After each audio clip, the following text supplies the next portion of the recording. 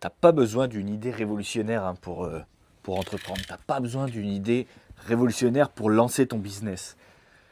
T'as besoin, surtout si t'as 40 ans ou plus, t'as pas besoin d'inventer le prochain Airbnb, le prochain Uber, ou t'as pas besoin de lever des fonds. T'as pas besoin d'un concept brillant. T'as pas besoin non plus de révolutionner un marché. Souvent, ton idée, elle est déjà dans ta tête et dans ta vie, dans ta vraie vie, dans ce que tu as vécu, dans ce que tu as appris, dans ce que tu as raté, dans ce que tu sais faire, dans ce à quoi tu t'intéresses, dans ce que tu comprends mieux que les autres. Ton problème, c'est pas l'absence d'idées. Ton problème, c'est que tu n'as pas encore transformé ton vécu en système. Aujourd'hui, moi, je veux parler d'un truc qui bloque énormément de gens. J'ai la chance de parler à beaucoup de gens, à beaucoup d'entrepreneurs et à beaucoup de gens autour de 40 ans. Les parents, les salariés fatigués, ils sont tous bloqués. Tous ceux à qui je parle, les indépendants qui veulent simplifier, les personnes qui sentent qu'elles ont quelque chose à transmettre mais qui ne se lancent pas. Ce truc, c'est la recherche de la grande idée. Ça revient toujours en commun. La recherche de la grande idée, l'idée révolutionnaire, l'idée originale, l'idée jamais vue, l'idée qui va tout changer. Moi, je pense que cette obsession, elle a fait énormément de mal, parce qu'elle donne l'impression que l'entrepreneuriat, c'est réservé aux gens qui inventent un nouveau marché. Start-up. L'entrepreneuriat serait réservé aux levées de fonds, aux entrepreneurs qui passent dans les podcasts, aux gens qui font 10 millions d'euros, aux boîtes qui recrutent 100 personnes, alors qu'il existe une autre voie. Il existe une voie plus simple, plus sobre, plus accessible, plus adaptée à une vraie vie, à une vie de parent. C'est le business solo. Et dans un business solo, tu n'as pas besoin d'une idée révolutionnaire. Tu as juste besoin d'un problème que tu comprends. Tu as besoin d'une personne que tu peux aider, d'une offre claire, d'un système simple.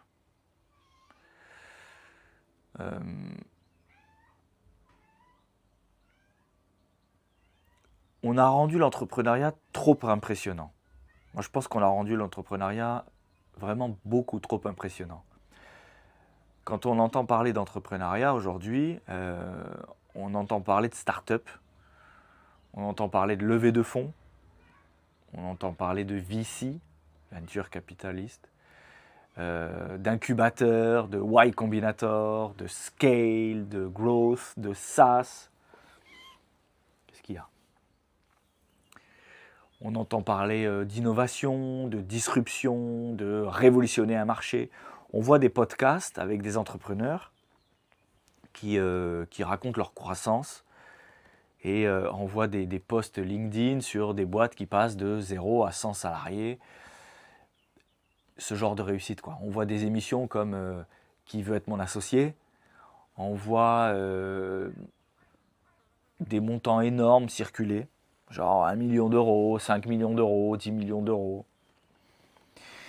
Et en fait, forcément, quand tu es salarié, quand tu es parent ou quand tu es indépendant et que tu es fatigué, tu te dis, c'est pas pour moi.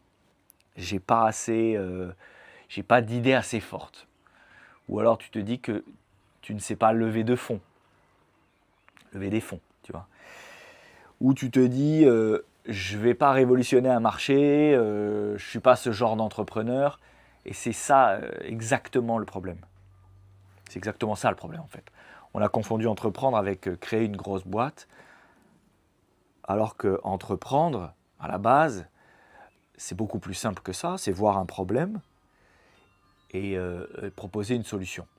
C'est créer de la valeur, entreprendre. Créer de la valeur, puis la vendre, aider des gens, construire un modèle qui tient, point à la ligne. T'as pas forcément besoin d'une équipe, t'as pas forcément besoin d'un local, t'as pas forcément besoin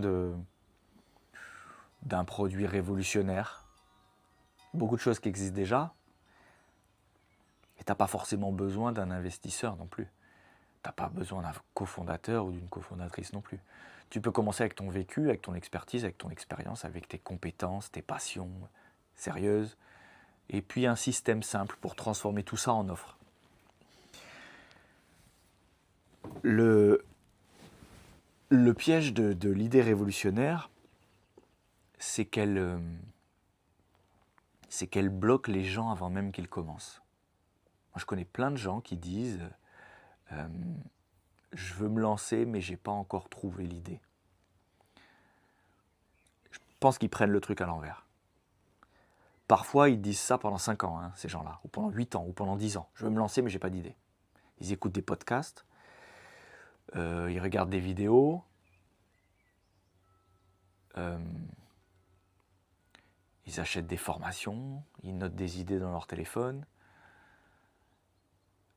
ils remplissent des carnets de notes, ils ouvrent des Notion, ils comparent des modèles, mais ils vendent jamais rien.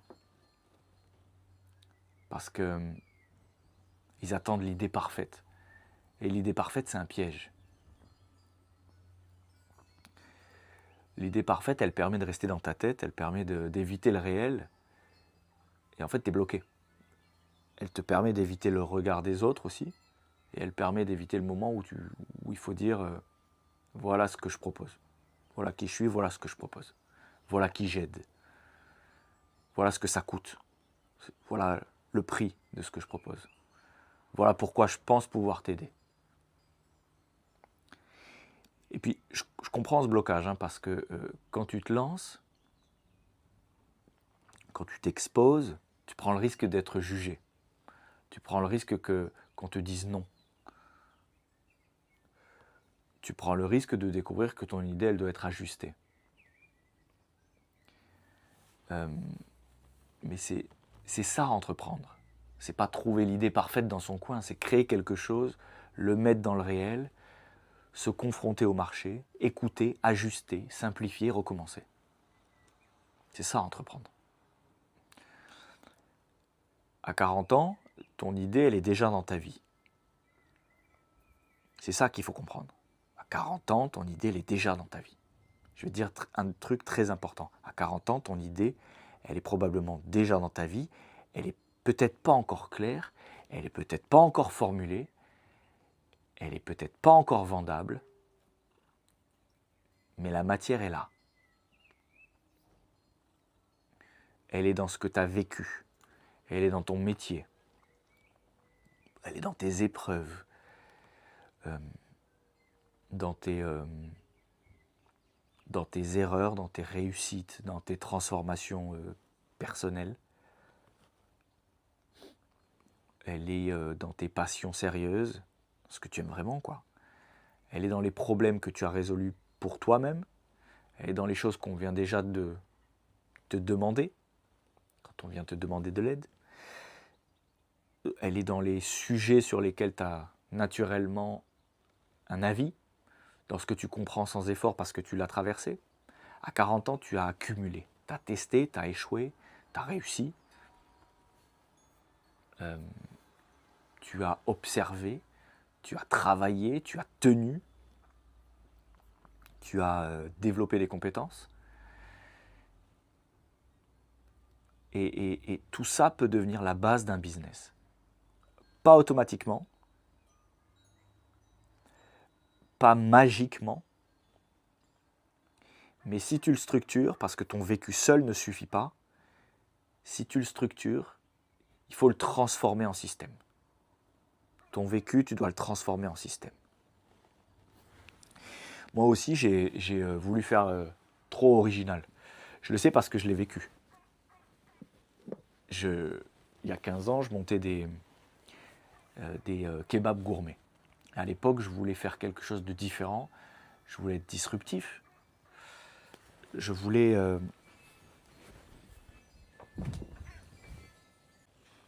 je voulais,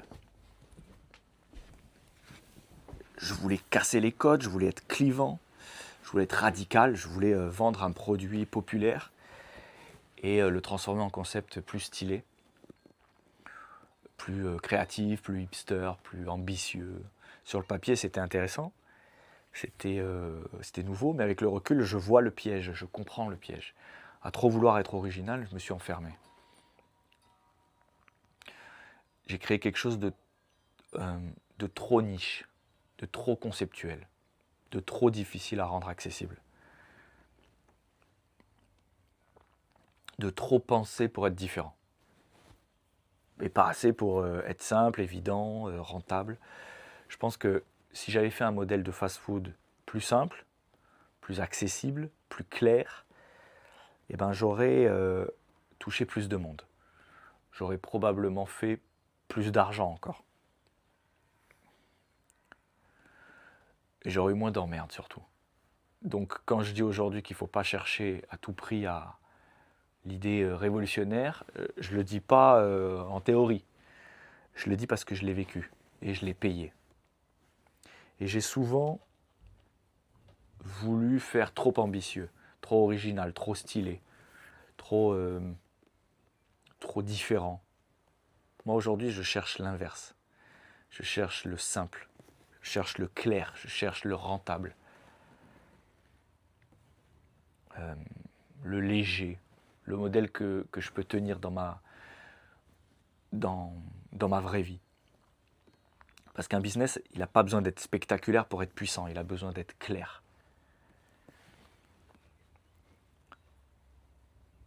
Et un système simple vaut mieux qu'une grande idée. Une grande idée sans système ne vaut pas grand-chose. Un système simple avec une idée banale peut devenir très rentable. C'est dur à accepter parce que notre ego préfère les grandes idées, les grandes aventures. Donc on veut une grande aventure entrepreneuriale. Notre ego, il aime les concepts brillants, il aime les noms stylés, les projets qui impressionnent, les phrases qui sonnent bien. Mais le marché, il paye pas ton ego. Le marché, il paye une transformation, il paye une aide, il paye une solution, il paye une clarté, il paye un produit, il paye un résultat. Dans un business solo, tu n'as pas besoin d'être génial. Tu as besoin d'être utile. Tu as besoin d'avoir une niche claire, identifiée et claire. Tu as besoin d'avoir une offre simple. Tu as besoin d'avoir un message compréhensible. Tu as besoin d'avoir un contenu sobre. Et des conversations naturelles, des appels cadrés, un modèle premium sans équipe. C'est ce qui est important pour avoir un système simple. C'est ça, un système simple. Ce n'est pas un business parfait, ce n'est pas une machine énorme, c'est un modèle lisible, répétable, rentable, que tu peux tenir sans sacrifier ta vie.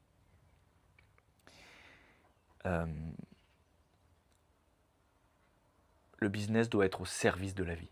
Pour moi, c'est ça le cœur du sujet. À 40 ans, tu lances pas un business pour avoir une nouvelle prison. Tu lances pas un business pour travailler 70 heures par semaine. Tu lances pas un business pour passer tes soirées sur Canva, sur Notion, sur Instagram, sur ChatGPT, sur Stripe. Tu lances pas un business pour devenir l'esclave d'une machine que tu as toi-même créée. Tu lances un business pour reprendre du pouvoir sur ta vie, pour créer du cash propre, pour avoir plus de marge. Tu lances un business pour transmettre quelque chose, pour aider des gens, pour libérer du temps, pour construire un modèle plus aligné avec ton énergie. Ouais. Plus aligné avec ton âge, avec ta famille, avec tes responsabilités. C'est pour ça que je crois au business solo. Tu as moins de charges, tu as moins d'équipe, tu as moins de bruit, tu as moins de croissance inutile. Tu as plus d'utilité directe, tu as plus de marge, tu as plus de temps, tu as plus de vie. Et puis, il y a aussi une dimension écologique et sociétale hein, dans cette réflexion et dans ce business solo. Parce qu'on n'a pas toujours besoin de construire des machines énormes. On n'a pas toujours besoin de recruter. On n'a pas toujours besoin de produire plus. On n'a pas toujours besoin de créer plus de bruit. Parfois, un humain avec une vraie expérience, une offre claire et un système simple et quelques clients bien choisis, bien accompagnés, ça c'est déjà énorme. C'est plus sobre, c'est plus léger, c'est plus intelligent, c'est plus durable. C'est là où je pense que c'est écologique. Tout le monde peut entreprendre, mais pas n'importe comment. Tout le monde peut entreprendre, mais pas n'importe comment. Je crois que beaucoup plus de gens peuvent entreprendre qu'on le pense, mais pas n'importe comment. Pas en copiant les entrepreneurs de 25 piges sur Instagram. Pas en suivant 15 conseils contradictoires. Pas en cherchant une idée révolutionnaire pendant 8 ans. Pas en achetant formation sur formation. Pas en croyant qu'il faut être partout, tout le temps, présent. Il faut simplifier. Il faut simplifier l'accès à l'entrepreneuriat. Il faut démocratiser ça, en fait. C'est ce que je fais. Il faut simplifier la façon de le faire. Pour moi, ça commence par des questions beaucoup plus simples. Qu'est-ce que j'ai vécu? Qu'est-ce que j'ai appris? Quel problème je comprends bien? Qui je peux aider? Quelle transformation je peux proposer? Quelle offre simple je peux créer? Comment je peux parler de ça, sobrement, sans en faire des tonnes? Comment je peux vendre sans me perdre? Là, tu reviens au réel. Tu arrêtes de fantasmer l'entrepreneuriat. Tu commences à construire. Voilà. Tu commences à construire. Donc non, tu n'as pas besoin d'une idée révolutionnaire. Il faut que ce soit clair. Tu n'as pas besoin de lever des fonds. Tu n'as pas besoin de faire une start-up. Tu n'as pas besoin de changer le monde. Tu n'as pas besoin de trouver un concept jamais vu. Tu as juste besoin de regarder ce qui existe déjà dans ta vraie vie, dans ta vie. Ton vécu, tes expériences, tes épreuves, tes transformations, tes passions sérieuses, tes problèmes résolus, voilà. Et ensuite, tu dois transformer tout ça en système, parce que ton vécu, il suffit comme point de départ. Mais il doit être structuré. Il doit être structuré. C'est exactement ce qu'on fait dans le système solo. On part de toi, on commence par toi, de ta vraie vie, de ce que tu sais faire, de ce que tu as traversé, et on transforme ça en business. Solo, simple, rentable, premium, sans équipe. Un business qui te donne du cash propre. J'aime bien cette image, du cash propre. Et puis du temps rendu. Si tu veux construire ça, suis mes vidéos, abonne-toi à cette chaîne, viens me parler sur Instagram, tu m'envoies DM, tu m'envoies, je dis n'importe quoi, tu m'envoies solo en DM. Facile à retenir, solo. Allez, ciao!